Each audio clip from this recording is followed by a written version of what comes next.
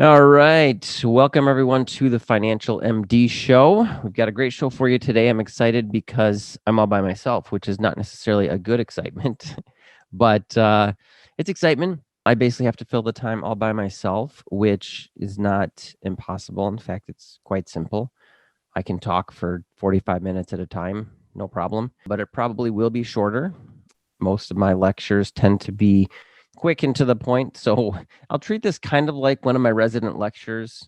And I do probably 100 of those a year. So we should be fine. But this will be a little bit of a different format. Our friend, partner in crime, co host, and partner, Dr. Trevor Smith, is doing some mission work in Jamaica. So slaving away for the kingdom, serving, and I'm sure he's enjoying a little bit of beach time as well. So we've checked in with him. He's doing good. He sent me some pictures. Life is good for him. Life is good here in Financial MD world. We got a lot of great stuff going on. Lectures are happening all over the country. We're doing workshops for the residency and fellowship programs, teaching financial literacy, getting the word out, getting residents to make smart financial decisions before they jump into the big six-figure income. And so we're going to talk a little bit about that today, getting into this concept of employee benefits.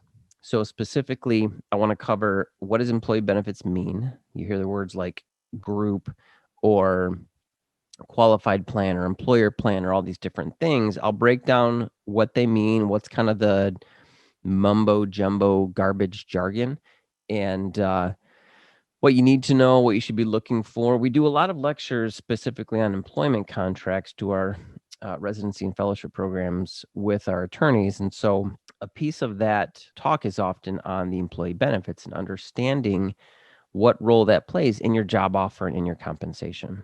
And so that's not something to be ignored by any means. It's something that you need to know more about and you need to take advantage of because there's potentially some money on the table.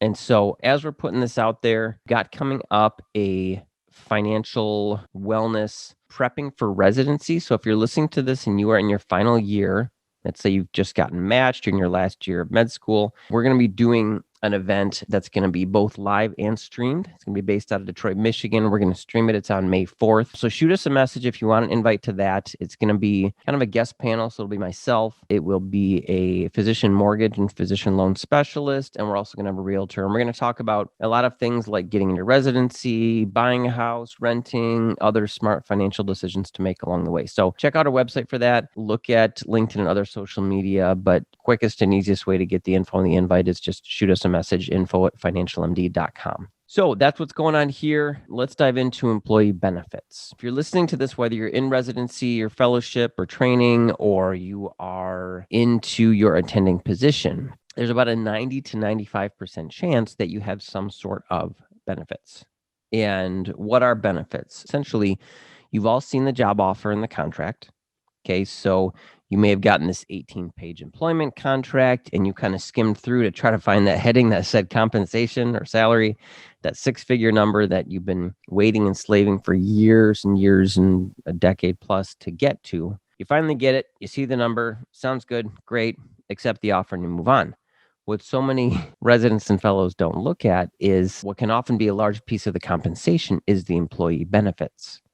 Why is that? Well, let's say you're going to make $250,000 your first year.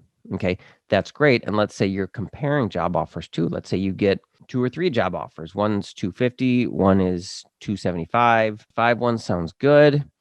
But if you were to look a little bit deeper, flip on through the contract more, it's not always in there. A lot of times you have to ask for it, but ask for what the benefits are. Here's why. Employers often will spend a lot of money on benefits to try to 3 R's: recruit, retain, and reward great physicians. So you'll see these in a couple of different formats. You'll see them in private practice and you'll see them in hospital settings. And they tend to have some common denominators between the two. In general, the large employer, the university, the hospitals are going to have a lot more negotiating power. And so they're going to be able to get better benefits dollar for dollar for their employees than a small group or a private practice might, which means what you often see in these settings, and you guys can probably vouch for this just as much as I can, that the academic world and the hospital settings are going to pay less often than you're going to make in a private group, depending on your specialty. And so they're going to make that up in the benefits, so they think. Let's dive into that. Let's say we have two jobs that have even the same compensation. Okay, so we're looking at two jobs, 250,000. You're trying to figure out everything else is the same.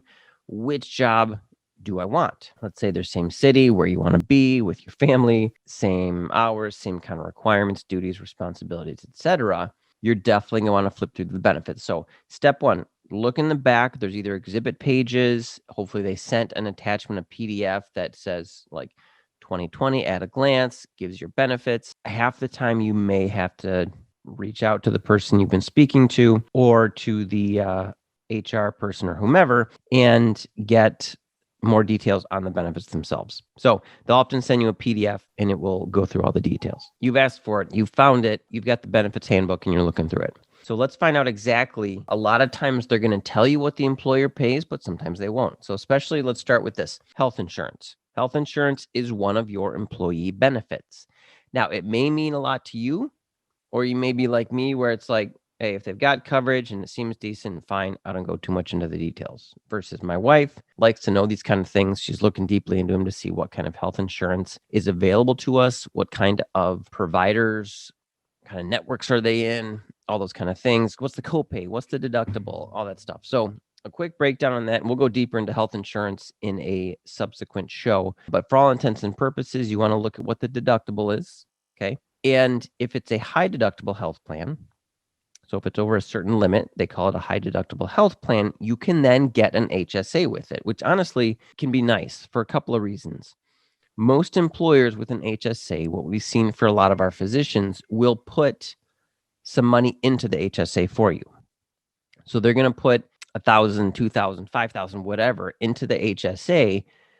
And then you might put some of your own money in as well, but it's basically going to cover the bulk of the deductible that you would have to pay. Deductible means you have to pay this much before the insurance company would start kicking in. And the idea behind it is that it's meant to make you a smart shopper. So you're not just going everywhere, getting all sorts of unnecessary procedures with the really expensive physicians and not shopping around. So that's kind of what the point of a deductible is. Now, there's also an out-of-pocket max. So what an out-of-pocket max means, often once you reach your deductible, then you're going to be on the hook after that for maybe 10%, and the insurance company will pick up the other 90%. So if your deductible is $5,000, but your out-of-pocket max is $10,000, then you've got to pay 100% up to $5,000. Then the insurance company would kick in, and they have some rule. It might be 10% or 20%, whatever your what they call it, a cost share or copay is.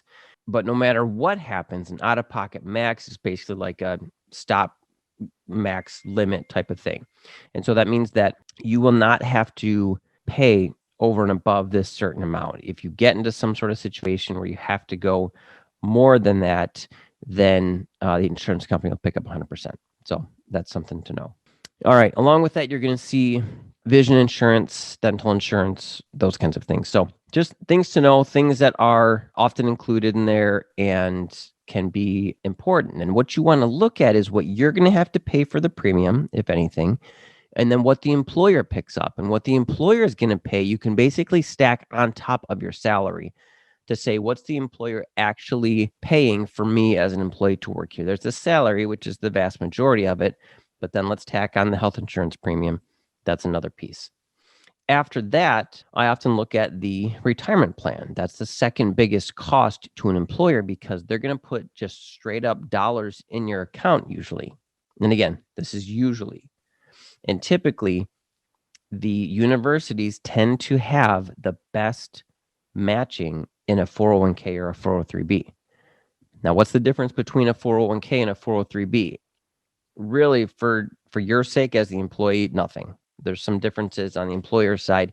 Usually a 403b is for nonprofits, academic institutions, things like that, hospitals. But they can also have a 401k. They don't have to have a 403b. And the 401ks are typically in the for-profit, the private groups, things like that.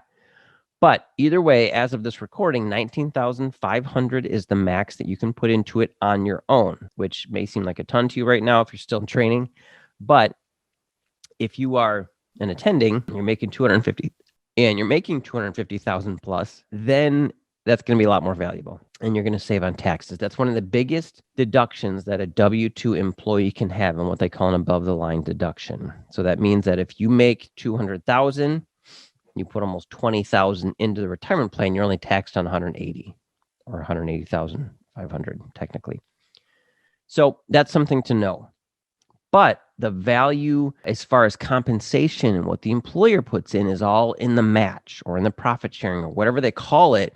That's the piece where the employer is pulling money out of their accounts and putting it into yours. And it can be high. Michigan State used to do this. It's cut back recently in light of some other expenses they've taken on. Wayne State University does this where you put in $1, they put in $2. Usually it's up to 10%. So if you put in 5%, they'll put in 10% for a total of 15% of your income going into the 403B, but it's only costing you 5%. So that's super nice. If you put in 19,500, then that's 38,000 that the employer is putting in. Boom, stack that on top of $250,000 salary, 288,000. So that's money right there. That's something to think about. It's not like something that you feel in your paycheck necessarily, but it's still your money. It goes into your account. You're just not using it yet, but you're going to be super glad that you did it when you get to retirement. So we'll go further into 401ks and 403bs in a different topic, but basically you want to look at what the retirement plan is, what the match is, how much you have to put in to get the full match. And we usually recommend you do at least that.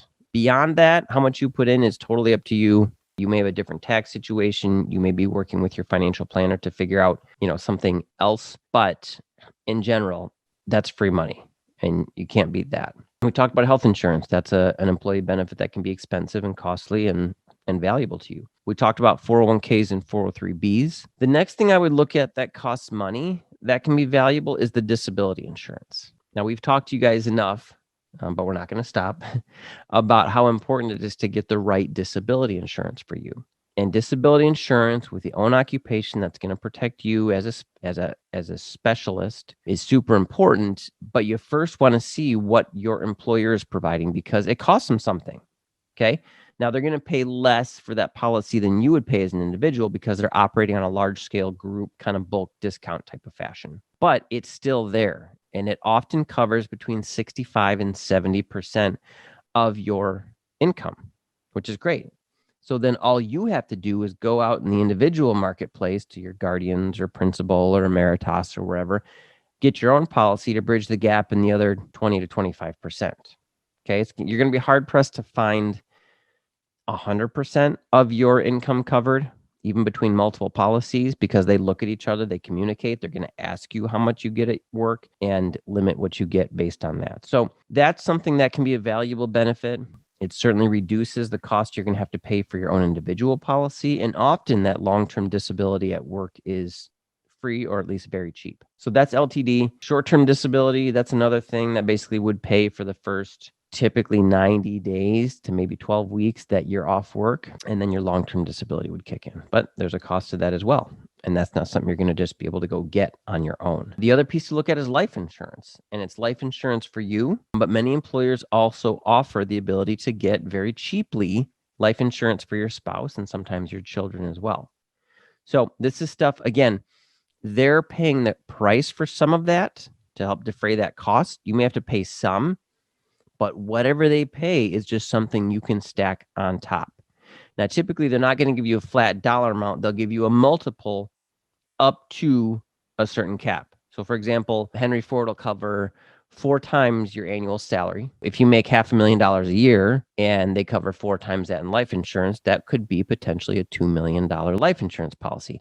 But their limit is $1 million. So no matter how much you make, you're not going to get more than $1 million in life insurance. But again, if you had to go get that on your own, that could be potentially fairly expensive. Nice benefit. I'll kind of put a footnote on the insurances, especially. Don't rely 100% or even the vast majority on your employer group benefits or your perks that you have at work, especially for your life and your disability insurance. Get life insurance on your own as well. Get disability insurance on your own as well. And in fact, get a little bit more than you think you should. Because at any time, employers can take away the life insurance. Let's say times are tough and maybe they were hit by a giant lawsuit and they've got to come back at different areas. Typically, they don't cut pay first for employees are typically going to cut benefits first. And so if they cut life insurance and you said, I got $1 million at work, I don't need anything else. Or let's say you said, yeah, I need 8 to 10 times my income, like John said. So I'm going to get $1 million at work and I'll get another $1.5 million on my own in term insurance. That's cool. But if they take away that group insurance, you're left with $1.5 million of term insurance, which is not as much as you need. And then something could have happened in your health between now and then, and you can't get more insurance because on the individual insurance, whether it's disability or life insurance, you've got to get underwritten. You've got to qualify for that health-wise. And you guys know better than I do as physicians, anything can change. We're all just one doctor's visit away from having some news that can change our lives. So I stress that because we've seen it here, life insurance, disability insurance, get it early, lock that in, and then you're golden. So we've covered health insurance. We've covered retirement plans. We've covered life. We've covered disability insurance. All of those have a cost associated with them that the employer is picking up and adds on to what the actual value of the compensation and the job offer is. So something to think about there. There are also other benefits. It may be helping to pay for continuing education. It may be paying for some other out-of-pocket things. There's employers that offer a concierge type of service where the physicians and some of the more higher level senior employees can have access to people that will get their dry cleaning done or go get their oil changed in their car, things like that. Like those obviously have a cost that the employer is picking up. So when you're looking at job offers, look at the employee benefits. If they didn't get it to you in the job offer or the employment contract, ask about it. Don't be afraid to ask, okay? Because that's an important factor when you're making a decision. Hopefully, like we recommend, you're doing a few things. You're doing the legwork ahead of time to get multiple job offers. Okay. The more job offers you get, the more you can come at it from a position of confidence saying, hey, this is my favorite job. I'm going to negotiate with this one. But if it doesn't work out, that's okay. I've got a lot of fallbacks. The second reason to get multiple job offers is it gives you some context to say, okay, this is my favorite one. I like this job offer, but I want to get some other offers just to see what else is out there and see if this one is reasonable, usual, customary, those kinds of things. So get those multiple job offers when comparing. Don't skip the benefits. Okay. They're not just a nice thing to add on. They can be $50,000, $60,000, $70,000 worth of compensation that a lot of people don't think about. Hopefully that was enough detail and information for you. If you have any further questions on these, then email us at info@financialmd.com. Check us out on the Facebook community, FinancialMD community. It's where doctors get together and ask questions and give advice and share ideas and learn more about some of the just quick questions that we've got or little tips or all those kinds of things. So hope that helps. Join us next time on the Financial MD Show where Dr. Trevor Smith will be back, a little bit tanner, and we'll see you guys next time.